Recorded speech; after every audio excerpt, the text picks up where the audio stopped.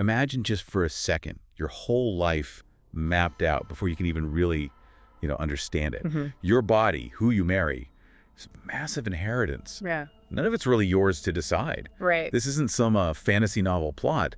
This was real life in 15th century England.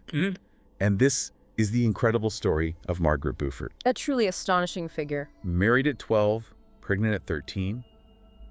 But she somehow navigated all of that from being basically a pawn to, well, one of England's most powerful women, a queen maker. She really was. So today, we're doing a deep dive into the sources, some amazing, some quite tough to read, that show us how she did it. And what strikes you right away, looking at Margaret, is how her life just clashes with how we think about childhood now, Agency, choice. Completely different world. From birth, literally, her life is tangled up with this claim to the English throne. So she's instantly valuable, a huge asset, but also completely controlled. Okay, so let's break that down. Born 1443, and by the time she's 6 months old, she's made a ward of the Duke of Suffolk.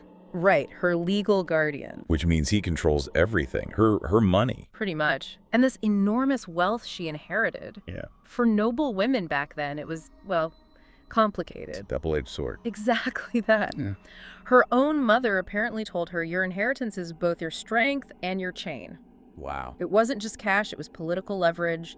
It dictated her value on the, frankly, brutal marriage market. She had power, sure, but men wielded it for her. So then, fast forward, she's 12, around 1455. And she's married off to John de la Pole. He's only 14. Yeah, just kids, really. And the sources, they make it sound quite sad, like she was just a child playing dress-up at her own wedding. But then, and this is where it gets really interesting, just a year later, she's 13, and John suddenly dies. Fever. A completely unexpected event. How did that tragedy actually end up being, well, sort of crucial for her? It sounds strange to say, but it was, in a way, liberating. The key thing is, legally speaking, the marriage wasn't consummated. Which meant it wasn't fully valid. And that technicality secured her inheritance. We're talking thousands of acres across Somerset, Devon, Dorset entirely for herself. So it didn't go to his family. Exactly. It stayed with her. Suddenly, boom, she's England's richest heiress again. And she gets this tiny window of maybe not freedom, but less direct control. And what does a 13-year-old widow do with that, you'd think? Yeah. Well, I don't know what you think. She grabbed the chance, used that little bit of time to study Latin, French, how to manage her own estates, her finances. Like, she knew she needed to be ready. Smart. Because it wasn't long, was it? Remarried at 14 to Edmund Tudor. Right. Another strategic move arranged for her. And then, critically, late 1456, she's still only 13, and she finds out she's pregnant. Can you even imagine? The fear must have been immense. Alone, pregnant, with all that wealth just making her a constant target. And then Edmund dies too, just a few months later, leaving her 7 months pregnant. Precisely. Talk about vulnerable. A pregnant widow, hugely wealthy, no male protector in that era. It was incredibly dangerous.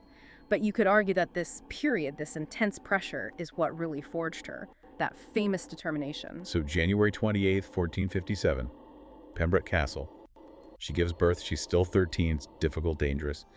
And the baby is Henry. The future Henry VII. Yeah.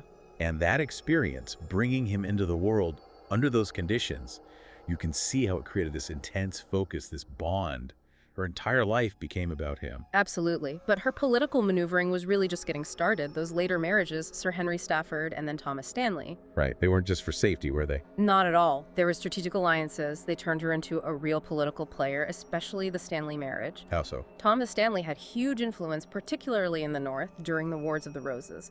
Marrying him gave Margaret a powerful platform, connections, resources. She became incredibly shrewd. Working behind the scenes. Oh, absolutely. Using her wealth, Stanley's network, funding plots, gathering intelligence, keeping Henry safe while he was exiled overseas, always preparing the ground for his return. It's fascinating how she didn't just, manage things through her husbands. The sources show her taking direct control too, right? Yeah. Especially later on. Yes, very much so. After Henry won the throne, she didn't just step back. She became this major landowner, managing her vast estates herself, which was unusual for a woman then, and she founded colleges at Cambridge Christ's and St. John's. Which wasn't just about being generous, I suppose. No, it was clever. It cemented her status, built alliances, projected her family's power and legacy long after Bosworth Field. It showed everyone she was a force in her own right. And then, 1485, Bosworth Field. Henry wins. Margaret's 52 by now. And suddenly she is my lady the king's mother. Unprecedented status, unprecedented influence. She'd played this incredibly long, dangerous game against powerful men who thought they controlled her. And she won. She really did. She outplayed them. So from that child bride, that pawn, to the architect of a whole dynasty. Margaret Beaufort's life, it's just this incredible story of sheer will. It really echoes down the centuries. You know, a reminder that even when things seem impossible, people can find ways to take control. It does leave you with a big question, though, doesn't it, for you listening?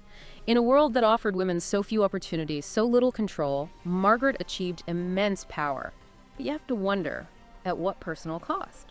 Her story makes you really think about that line between ambition, survival, and, well, just being happy.